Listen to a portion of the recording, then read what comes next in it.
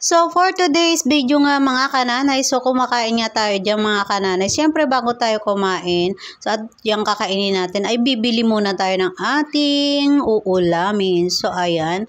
So, pupunta nga ako ng palengke guys para bumili ng ating lulutuing ulam. So, ayan guys, nandiyan na nga ako sa labas at tingnan nyo naman, tirik na tirik ang araw. So, mga 10:30 yan guys. So, hindi nga pumasok ng umaga guys. So, ayan nga, buti na lang at may sidecar kaagad ako nasakyan. So, napakainit nga naman talaga ngayong panahon guys. So ayan.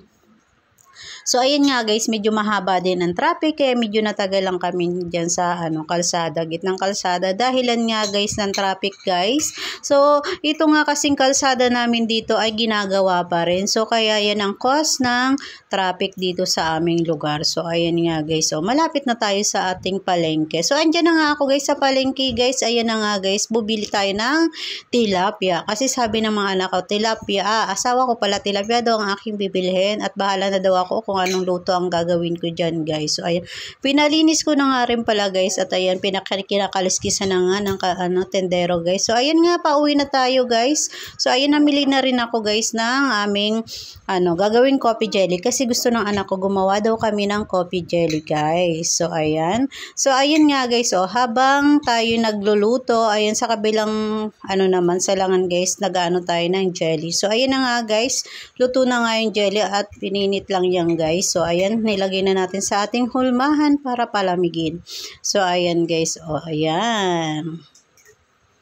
Ayan, hintayin natin yan lumamig guys. So sabay-sabay na itong mga gawain natin guys kasi nga iinumin din namin yan habang tanghalian guys. So ayan na nga ang aking anak na si RG, siya yung nag-ano ng timpla ng coffee jelly. At si Bunso naman nga guys, ayan, pinabili ko siya ng mga kailangan sa tindahan. So bumalik nga siya guys kasi sabi ko 10 yelo, 5 ice cube lang ang nabili. So habang ako ngayon nagluluto guys, ayan, piniprito ko ng aming tanghalian na sharsyadong tilapia nga guys ang aking lulutuin. So ayan na nga guys, naghihiwa na nga ang aking anak ng coffee jelly kasi nga guys matigas na siya guys. So ayan.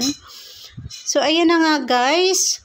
Tapos na nga ang ating paghihiwa guys ng coffee jelly. Ayan, tikman natin guys. So niluto pala namin yan guys, may asukal na rin siya guys para masarap talaga siya. So ayan, kala ko kasi guys napakarami kaya hinati lang namin yung isang sachet ng coffee jelly. So 3 cups lang yan guys. So ayan, tamang tama lang, sinunod ko yung procedure kung ilang tubig. So ayan na nga guys, magigisa na rin ako kasi tapos ng iprito ang aking tilapia. So ayan na nga guys, luto na rin ang ating sharsyadong tilapia guys. Yan ang ulam naming tanghalian. So ayan guys, dahil tapos na nga tayong luto, ayan, kainan na.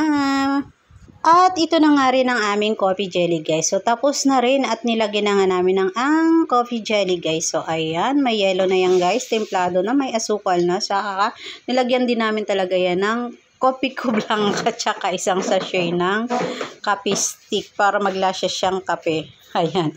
Ayan, at napakasarap niyan guys. Tamang-tama ngayon sa aming tanghalian guys. So ayan. Wow, it's yummy. So delicious talaga yan guys. So ayan, sabi ko nga titikman ko siya kung gaano siya kasarap.